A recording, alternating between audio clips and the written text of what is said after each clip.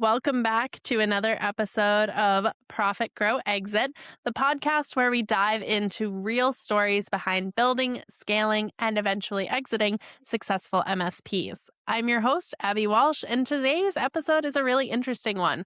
We're talking to someone who didn't just start an MSP, he was given the opportunity to build one from inside of a private equity firm and has turned it into a 20-plus year business serving some of the most high-stakes clients out there.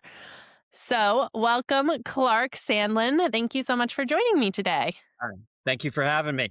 Absolutely. Let's start simple. Can you tell us a little bit about you, your business, and the niche that you serve today? So a little bit about me. I've been working with computers since the early 80s. I had a Commodore 64 that my mother purchased for me. My dad was a programmer in NASA, and, I've been working with computers ever since.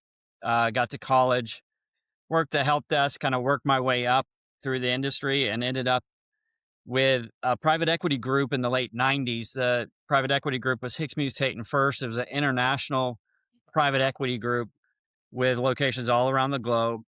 And I was the IT manager there. And they approached me and asked me to create my own company as they split up and went in different directions.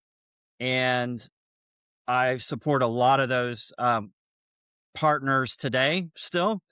And we've grown steadily since then, it was 2004 when they approached me. And we've focused on this niche of private equity, hedge funds, family offices, high net worth individuals, and it's served us really well since then. That's great. And how did you end up in the private equity world originally? So that's an interesting story, right? So in college, I had a bunch of Russian roommates, and this is going to be a crazy story, but right, a bunch of Russian roommates. Here I am, a native Texan, um, introduced to a bunch of Russian roommates, and they introduced me to the sport of hockey, and I was like, never seen it before. The only experience I had with hockey was the Miracle on Ice, watching that in the Olympics on TV, and that's all it was ever on TV. So I learned to love the sport, and when I finished with college, I was like, hey, I want to go work for the Dallas Stars. So that didn't happen, but I worked for the owner of the Dallas Stars, who owned the private equity firm. He was the main managing partner there. His name is Tom Hicks. He owned the Dallas Stars, Texas Rangers, and Liverpool Reds. Well, So that's just the next best thing, I guess. yeah, that's how I got there. I mean, I did a lot of work for the Dallas Stars and the Texas Rangers through that entity, but never worked directly for them. But hey, it was close enough. That's such a cool story, though. I live in New Hampshire on the border of Canada, so hockey is second nature here. Yeah, So your start in your business, it's a pretty unique story. We don't often hear a story like that. So can you walk yeah, us through how that happened and what those early days looked like when you first made that transition? yeah. So it really kind of caught me out of the blue. All of it, them approaching me and saying, "Hey, can you create your own company?" And then, also, I didn't even know they were splitting up. So that's how down in the weeds I was. I was working on, everything for back end infrastructure, servers, their international data center, if you will. Um, and it just kind of caught me out of the blue, and I was like, wow. I never expected anybody to approach me and say, hey, can you start a business and grow with us as we all grow in different directions? And that was kind of overwhelming. I didn't think about it. I just said yes, absolutely. And it wasn't until after that I was like, wait a minute, what did I get myself Wh- into? What Never do I run a do business next? before. This is crazy.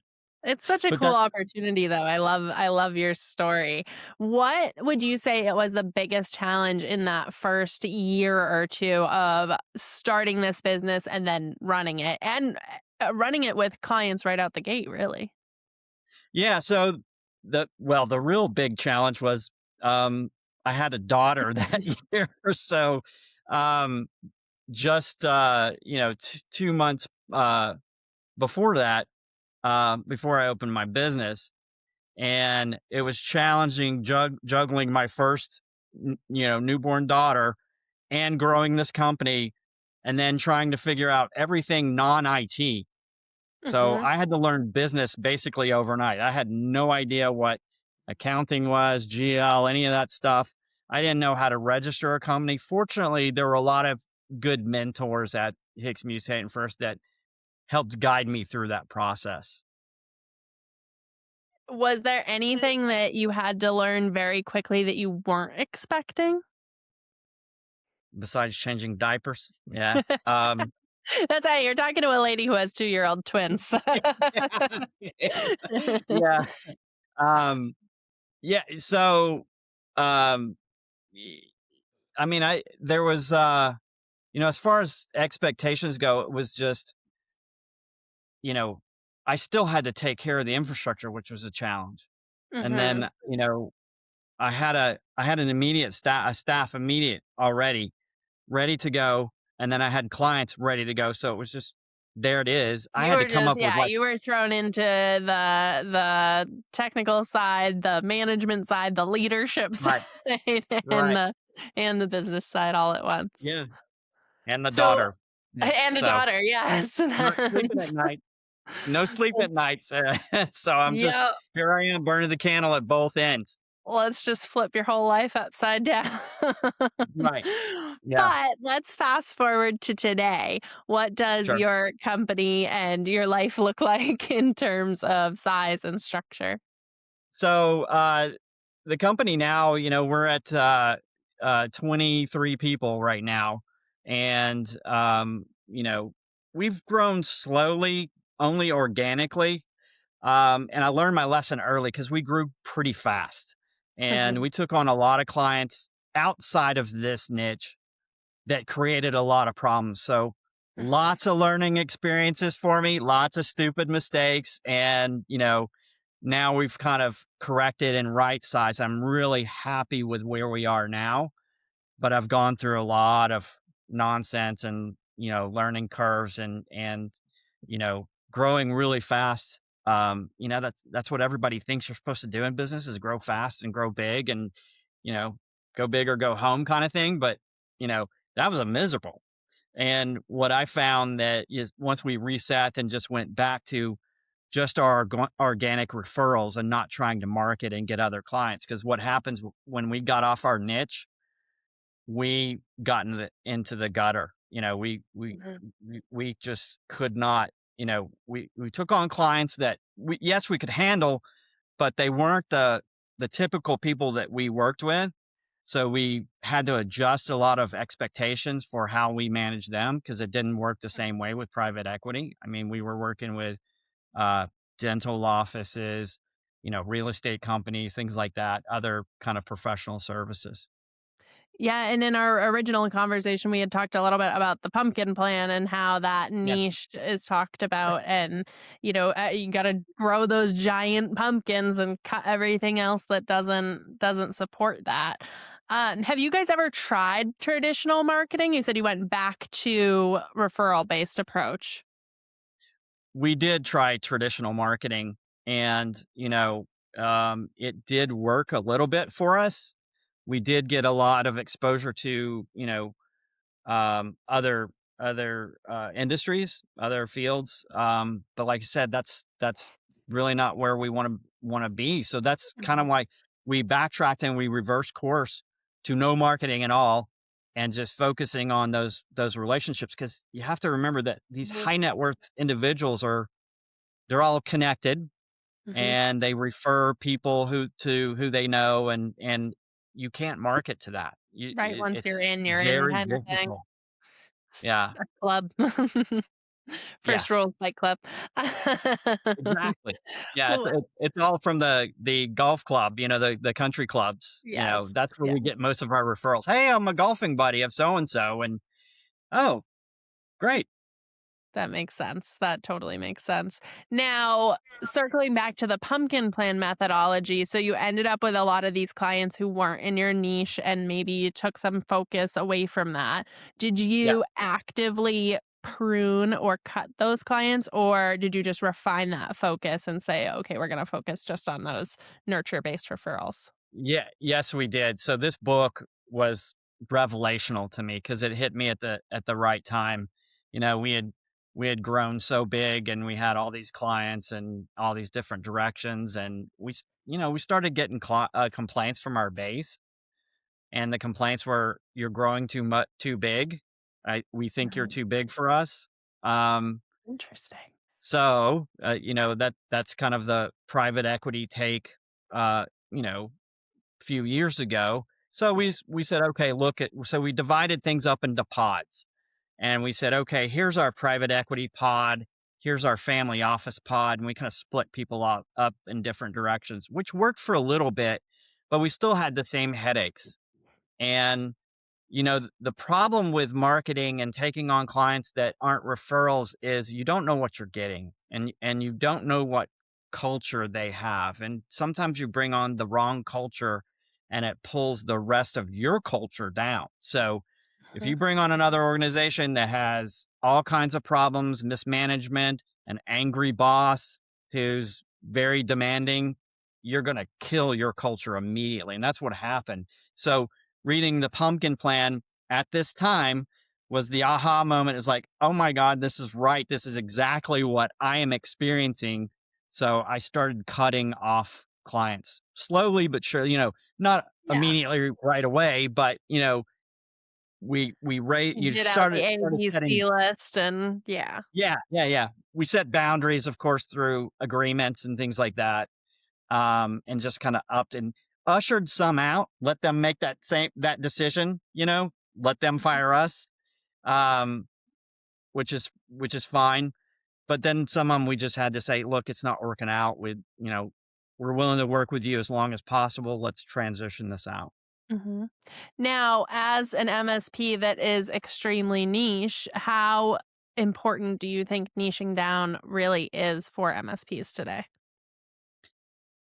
So I think it's very important. You know, it's the age old question. I think the Russians have a saying: "Is it better to be the hedgehog or the fox?" You know, the animal who knows one thing, or the animal who knows everything, Mhm. or a generalist, a little bit about everything. And you know, I have found that being in this niche is has been wonderful. It's been a wonderful experience. We are so laser focused on what we do and who we work with that you kind of eliminate all competitors, because most MSPs are generalists. And even at the big level, you see all these big MSPs who've eaten up all these other smaller MSPs, and they have all these columns of, hey, we do legal, you know, law firms, and we do medical, and you know, on and on and on. We've been approached so many times by these types of companies that say, hey, we wanted to add the private equity, family office, high net worth to our portfolio, and we're very interested in purchasing you. But they don't understand. It's a totally different world. You know, most people don't understand this world, um, because it doesn't work for their metrics. Mhm. So, you know, that being said, this this niche has really worked for us very well, and it's made us grow, you know, in a very consistent and stable way. Yeah, very methodical. I love that. Yeah. So let's talk about today in your company. What would you say that your biggest challenge is that you're facing right now? So the biggest challenge I'm facing right now is training this next generation, right? So we've brought in talent from all over the place. We're also having challenges with, you know, as everybody that I've spoken to has experienced, is, you know, high demands for salary and less work for that. And you know, it's especially challenging in the IT world because we're always on. It's, you know, Mhm. we're expected to always take care of the systems anytime they go down.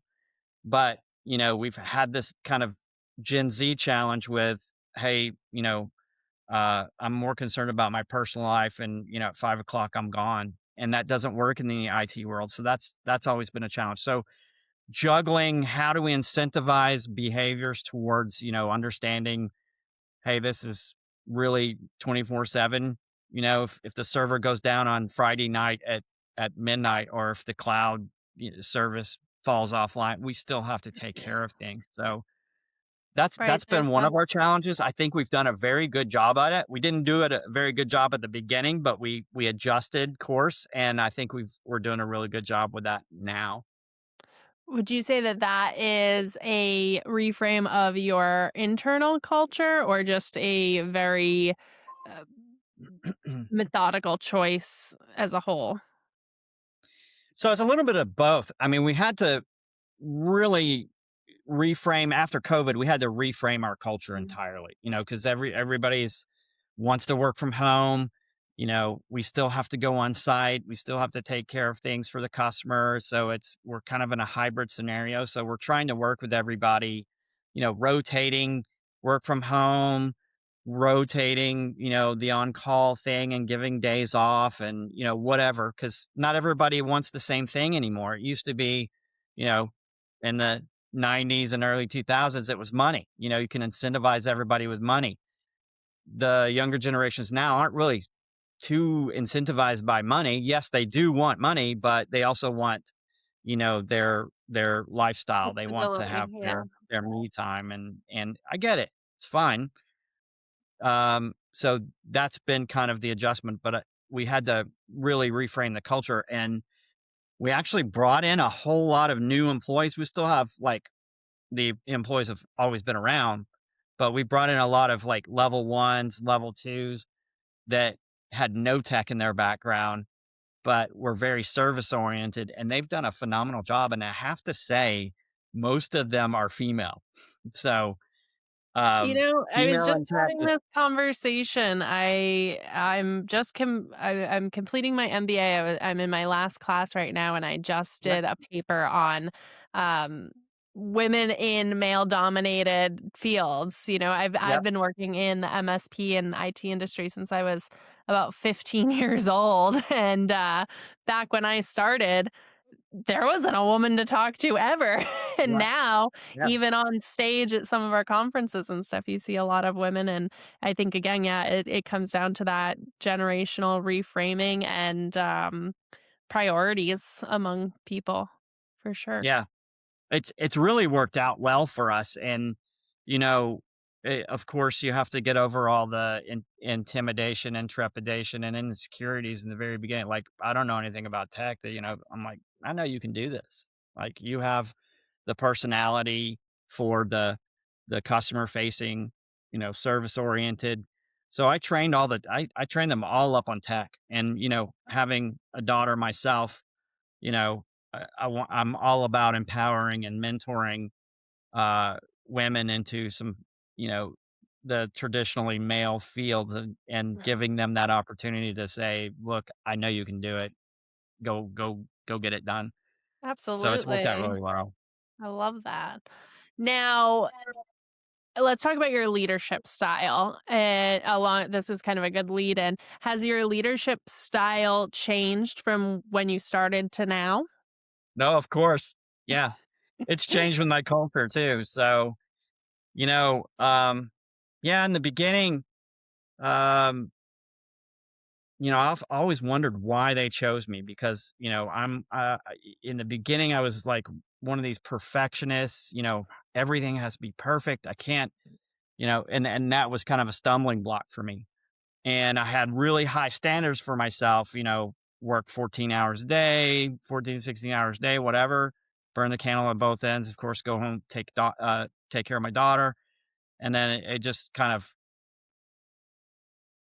everything from health problems to, just, stress and frustration. You know, I think I took a lot of this out on some employees and things. So, at some point I realized, listen, this is not the right way to do it.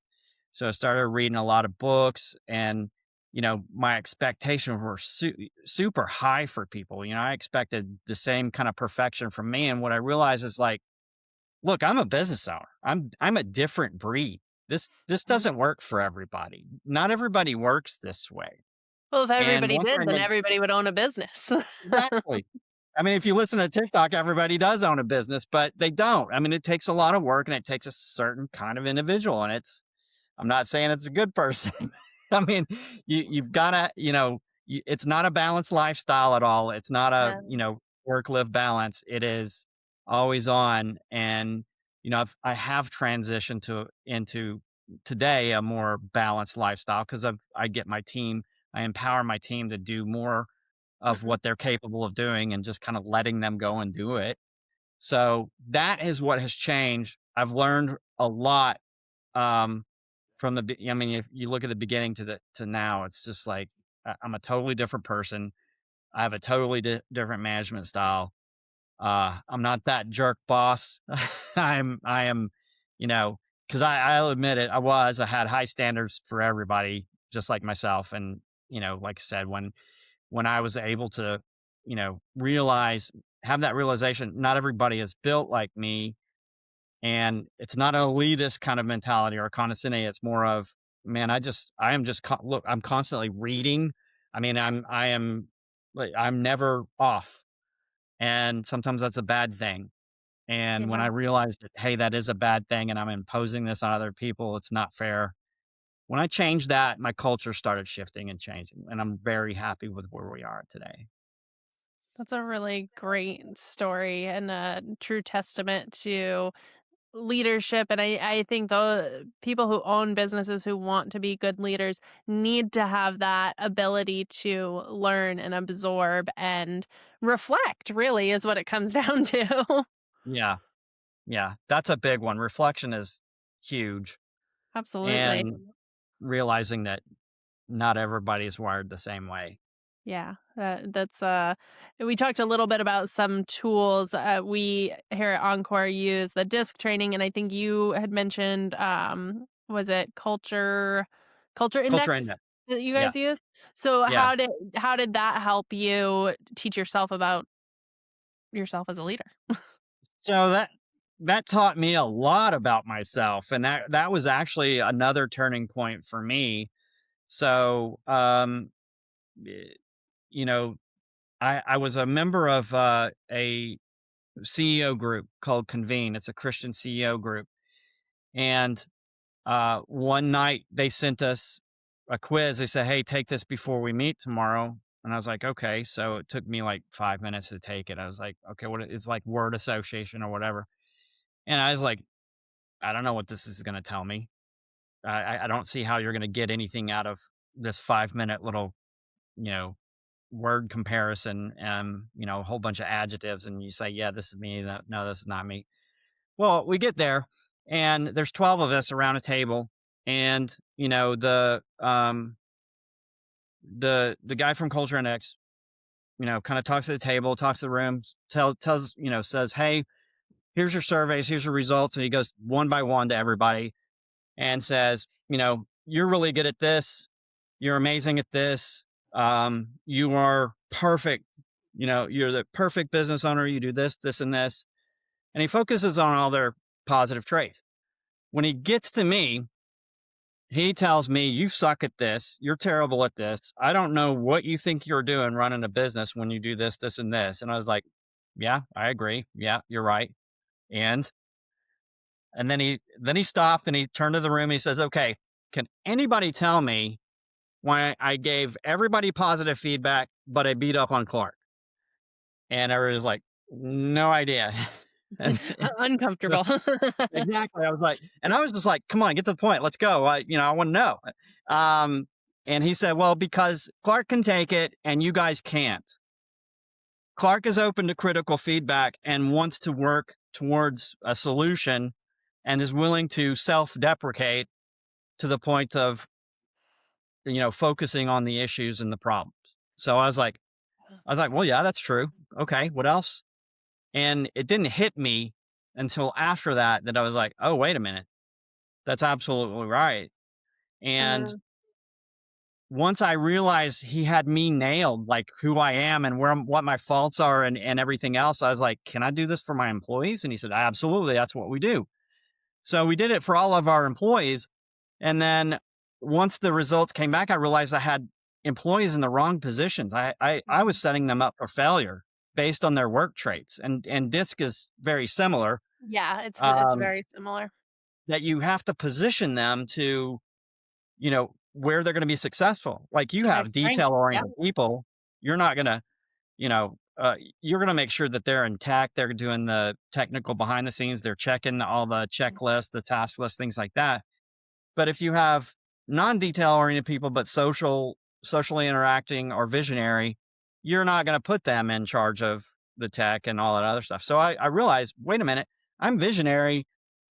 I'm really bad at the detail. So I need to fill in those gaps for that. And I need somebody, a right hand person who I can train kind of into this that can help me cover the detail, my faults.